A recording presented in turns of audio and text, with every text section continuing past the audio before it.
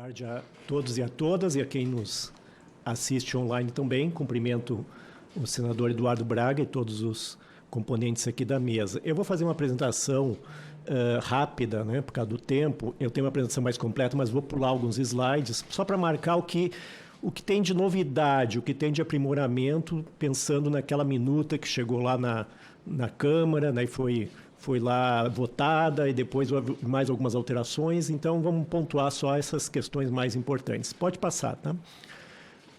Então, aqui, ó, por favor, volta ali. O que eu marquei em amarelo é o que é novidade, tá? Porque ali falava que seria na comercialização o fato gerador. Mas a gente viu que há situações que não são de comercialização exatamente que merecem ser fato gerador do imposto seletivo. Por exemplo, leasing. Aeronaves, né? Aeronaves, dificilmente alguém compra uma aeronave, né? Normalmente é feito um leasing. Então, isso acabaria sendo inócuo dizer que aeronaves estão no imposto seletivo se, na prática, não haveria compra e venda, comercialização. Agora, falando em primeiro fornecimento, aí é uma série de hipóteses, né, de como seria esse fornecimento, pode ser até título não oneroso. Tudo isso vai ser fato gerador do imposto seletivo. Eu estou falando numa versão que a Secretaria Extraordinária da Reforma Tributária encaminhou aqui para o Senado com as sugestões. Então, estou falando dessa versão, que não sei se é exatamente o que está aqui, mas é as sugestões da Secretaria Extraordinária da Reforma Tributária. Pode passar. Eu vou marcar também alguns lugares que há erros formais, que eu acho importante. Numa outra audiência já tinha apontado alguns erros e eles continuam no texto. Nós temos que corrigir isso. Tá? No caso da exportação, não há a tributação do imposto seletivo. Entretanto, para os bens minerais, sim. Mesmo na exportação, haverá incidência do imposto seletivo. E aí é feita uma referência no texto que está errada. Né? A referência correta seria o inciso 6º do parágrafo 1º do artigo 406, na versão que eu tenho. E está lá inciso 5º do 405. Então, nós temos que cuidar isso aí para não sair erros, né, no texto que vai acabar sendo aprovado. Né? Pode passar. Por favor, pode passar. A questão do ICMS, né? Não vai integrar a base de cálculo, né, no caso do imposto seletivo, até 31 de dezembro de 2032. Tá? Também aqui é um errinho de referência. Esse parágrafo ali está errado, está citado em um outro parágrafo, se não me engano, e aí temos que corrigir isso aqui. Né? Depois eu já passei a apresentação, se quiserem levar elas para dar uma olhada e fazer as correções devidas. Pode passar. Aqui não houve mudanças, né? Questão dos veículos, né? Que vamos ter os critérios verdes, vamos dizer assim, né? Ecológicos, para diminuir ou aumentar a alíquota. Se o veículo for muito poluidor, a alíquota do imposto seletivo será maior. Né? Uma novidade na questão dos cigarros, que a gente também vai ver no caso das bebidas alcoólicas, é que se colocou aqui na proposta que está no Senado um escalonamento no tempo, considerando o ICMS. Por quê? O imposto seletivo vai entrar em vigor em 2027. Né? Essa é a nossa ideia. Só que o ICMS, como a gente sabe, vai ter uma transição longa. Né? O ICMS vai até 2031. Só 2032 que acaba o ICMS. Então, nós vamos ter um período de 27 a 31 em que vão coexistir ICMS e imposto seletivo. O ICMS ele também grava de forma pesada cigarros. Então, foi colocado um dispositivo para dizer que vai ter que ser considerado essa incidência que tem do ICMS junto com o imposto seletivo, para que não dê uma carga tributária exagerada. Mas não há o compromisso de manter exatamente a carga atual. Tá? Isso está dito no texto. Vou passar.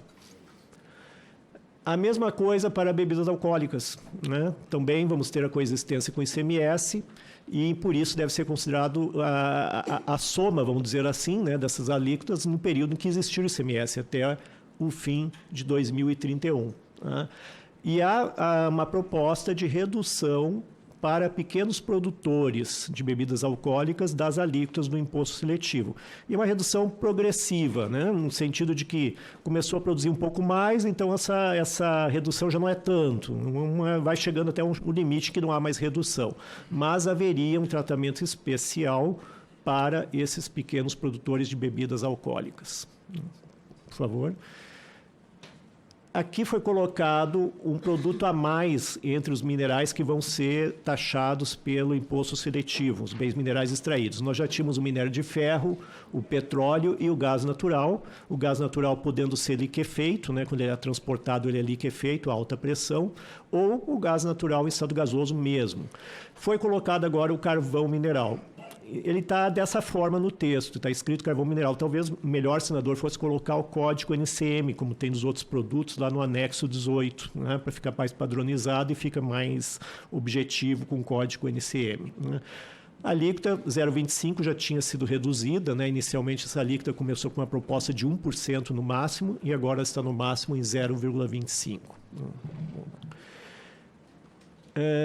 A questão de embarcações e aeronaves, havia apenas uma regra dizendo que, no caso de iates, né, seriam iates, não barcos com intuito comercial, né, seriam barcos e embarcações com intuito recreativo, mas que tivessem motor, porque a ideia é que haja algum prejuízo ao meio ambiente. Se não há prejuízo ao meio ambiente, um iate a vela, né, que em princípio deveria causar muito menos prejuízo do que um a motor.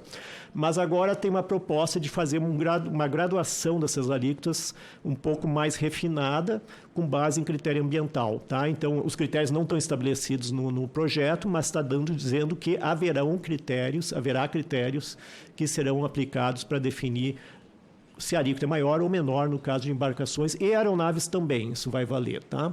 Então, a aeronaves passa a ter esse viés também de um avião que for um pouco mais econômico, por exemplo, vai ter uma alíquota menor do que o outro que gastar muito combustível fóssil. Bebidas açucaradas não houve mudança, né? Continuamos lá com os refrigerantes, refrescos e água aromatizada, por enquanto é só isso, né? Como falou o Marcelo, é uma proposta para aumentar. Aqui pode passar. Apuração em pagamentos. Numa outra audiência que eu estive, houve uma crítica muito grande que havia esse dispositivo dizendo que a apuração é mensal, mas que poderia ser reduzida por regulamento. Então, que isso geraria alguma insegurança, foi retirado. Então, agora, realmente, não vejo motivo para ser diferente. A apuração será mensal. Né? Como é a apuração da CBS, será a apuração da CBS e do IBS. Por isso, eu risquei ali que não há mais essa possibilidade de ser reduzido o período. Né? Por fim, só volta um pouquinho ainda, dizer que surgiu a ideia, que eu acho bem razoável, de se aplicar o split payment. Né? É aquela forma de pagamento em 15 que segundos. O fornecedor, quando ele faz o pagamento quer dizer, o adquirente, quando faz o pagamento, uma parte do pagamento já é retido, normalmente é via sistema bancário, então o tributo já é retido naquele momento e fica uma forma mais eficiente de cobrar o tributo. Já estou acabando. A importação, nós tínhamos uma regra muito genérica, dizendo que se aplicaria as regras de importação do CBS e do IBS, e os colegas lá da Receita propuseram um detalhamento um pouco mais claro do que aplica e o que não aplica. A gente não queria escrever tudo de novo que tem lá no CBS e no IBS, regimes aduaneiros, né, regras de bagagem. Por exemplo, a bagagem não vai ter imposto seletivo. Quando nós chegamos de viagem, não vamos ter que pagar imposto seletivo sobre 3 ou 4 carteiras de cigarro que a gente trouxer. Né? Então, tudo isso está sendo remetido de uma forma mais detalhada agora. Pode passar? Então, aqui no fim, eu só reitero que há problemas formais no texto. Né? Eu marquei alguns ali embaixo, tá? Que estão citando anexos errados, etc. A base de cálculo da importação tem uma questão de que ela tem uma proposta aqui que a incidência do seletivo é única e se eu tiver uma incidência única da importação, é possível que essa base de cálculo cabe menor do que o equivalente de um produto equivalente no mercado interno. Então, uma regra de jogar a margem para que dê a equivalência. Tá? E o que foi falado pelo Marcelo, por último, a questão das alíquotas ad rem, que se aplicaria no caso do cigarro e das bebidas alcoólicas, elas precisam ter uma atualização, de preferência anual, porque são alíquotas que envelhecem. Então, é importante que no texto se preveja essa atualização. Obrigado, senador.